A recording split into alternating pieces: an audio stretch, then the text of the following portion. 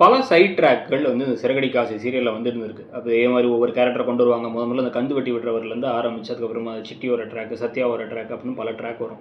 ஆனால் இருக்கிற எல்லா ட்ராக்லையுமே வந்து பார்த்தீங்கன்னா ஏதாச்சும் ஒரு விஷயம் இன்ட்ரெஸ்டிங்காக இருந்து கதையை எப்படியாச்சும் கொண்டு போயிடும். அதனால தான் நிறைய பேர் வந்து இல்லை இது எதுக்கு இப்படிலாம் கதை போகுதுன்னு சொன்னாலும் கூட டிஆர்பியில் நம்பர் 1 பொசிஷனில் இருப்பாங்க. ஆனால் இருக்கிற சைட் ட்ராக்லேயே எரிச்சல் வர ட்ராக்காக இருக்கிறது இந்த அருணுடைய ட்ராக் தான்.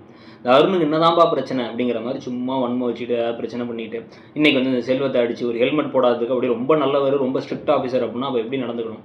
எப்படி வாடா போடா நீ பேசலாமா? எத்தனை தடவை வந்து சஸ்பெண்ட் பண்ணிட்டாங்க, எல்லாம் பண்ணிட்டாங்க. ஒரு ப்ரொமோஷன் கிடச்சுங்கிறதுலாம் எந்த லாஜிக்னே தெரில.